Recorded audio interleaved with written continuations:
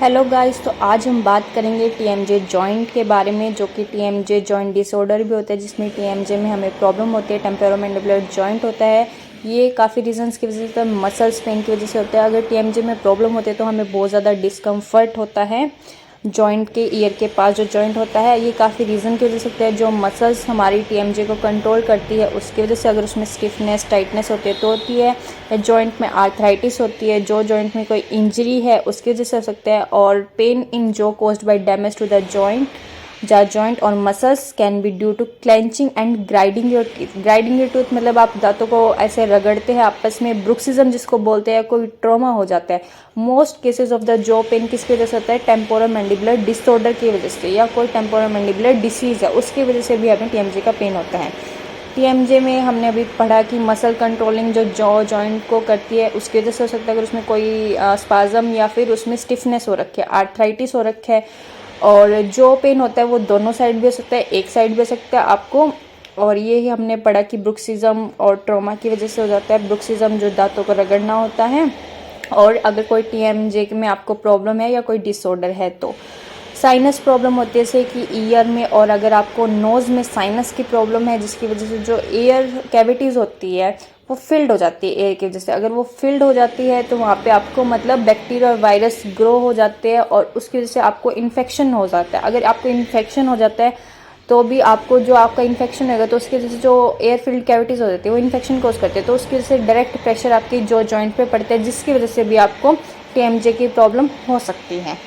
और इसके बाद अगर हम बात करेंगे थर्ड पॉइंट की, जो कि है क्लस्टर हेडेक्स। मतलब आपको अगर आइस के अराउंड बहुत ज़्यादा हेडेक रहता है तो भी ये चीज़ भी आपकी जो को इफेक्ट कर सकते हैं, और इसकी वजह से आपको जो पेन हो सकता है। तो कई लोगों को माइग्रेन की दिक्कत होती है, कई लोगों को कंटिन्यूस डेली रूटीन में भी हेडेक रहता है ट्रैवलिंग की वजह से, तो उनमें भी आप बहुत कॉमन देखेंगे कि उनको भी कई बार जो पेन मिल जाता है, टीएमजे का पेन मिल जाता है।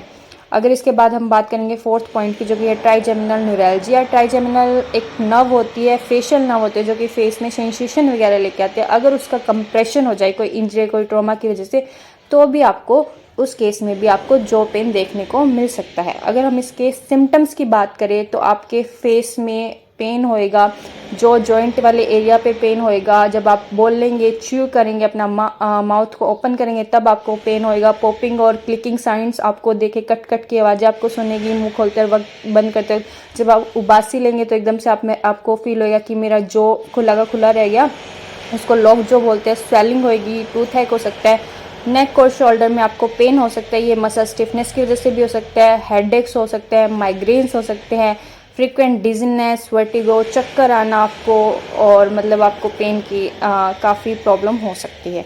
इसके बाद हम बात करेंगे कि क्या आपको करना है, क्या आपको नहीं करना। आपको आइस पैक या हीट पैक आप अप्लाई कर सकते हैं। प्रैक्टिस करनी है, अपना फूड वाइजली चूज़ करें, स्मूथ फूड्स चूज़ करें, हार्ड फूड्स मत खाए। और जो एक्सरसाइजेस करें, अपने कायरोप्रैक्टर, फिजियोथेरेपिस्ट या फिर अपने डॉक्टर को कंसल्ट करें। वट टू अवॉइड, दांतों को आपस में रगड़ना नहीं है, और फ्रंट दांतों से नेल्स और को बाइट नहीं करना है, और अपने हाथों को पॉप अप नहीं करना है, और अपने दांतों को क्लेंच नहीं करना है, और अपने कानों और शोल्डर के बीच में फ़ोन को रख के बात नहीं करना है। और टीएमजे एक्सरसाइज हम कर सकते हैं, आइसोमेट्रिक ओपनिंग्स कर सकते हैं, tongue clicks, isometric deviation, masseter release, chin retraction, jaw protection. Isometric opening में हम क्या करेंगे कि हम मूवमेंट नहीं करेंगे, बस फोर्स लगाएंगे। और टंग क्लिक्स कर सकते हैं। आइसोमेट्रिक डेविएशन, जो को लेफ्ट और राइट साइड, लोअर जो को लेफ्ट और राइट साइड डाइवाइड करेंगे। मेजेटर रिलीज कर सकते हैं हम इंडेक्स फिंगर या मिडल फिंगर से। चिन को आगे पीछे वाली एक्सरसाइज करते हैं, जिसको चिन रिट्रैक्शन और जो प्रोटेक्शन भी हम बोलते हैं। हीट और आइस पैक अप्लाई कर सकते हैं। मेडिकेशंस ले सकते हैं, जैसे कि एसिटामाइनोफेन और इबोप्रोफिन। मसाज कर सकते हैं हम इंडेक्स और मिडल फिंगर से, हमें जेंटली मसाज करनी है। और सबसे बेस्ट रहेगा कि आप पहले हीट पैक अप्लाई करें, फिर उसके बाद मसाज करें। आप डायरेक्टली मतलब, या फिर वार्म ऑयल लेके आप मसाज कर सकते हैं, पर आपको जेंटली हाथों से जेंटल मसाज करनी है। हार्ड मसाज आपको नहीं करनी नियर द ईयर और ओवर द टीएमजे जॉइंट। उसके बाद अगर हम एक्सरसाइज की बात करें तो हमें एक्सरसाइजेस करनी है। और दूसरी सबसे मेन चीज़, हमें स्ट्रेस नहीं लेना। और एंजाइटी और स्ट्रेस, ये भी बहुत रीज़न होते हैं जो पेन के, ब्रुक्सिज्म के। तो आपको ये सब भी अवॉइड करना है। एक्सरसाइज करनी है, योगा करना है, मेडिटेशन करनी है, जिससे आपकी मसल्स वगैरह रिलैक्स रहे। फूड आपको अवॉइड करने, हार्ड फूड्स आपको नहीं लेने, और फ्रंट दांतों से ज़्यादा च्यूइंग नहीं करना, ज़्यादा फोर्स नहीं लगाना। सॉफ्ट आपको खाना खाना है, और कैफ़ीन भी आपको अवॉइड करनी है क्योंकि कैफ़ीन मसल टेंशन कोज कर सकती है। अगर हम आगे बात करें, टेंस आप अप्लाई कर सकते हैं।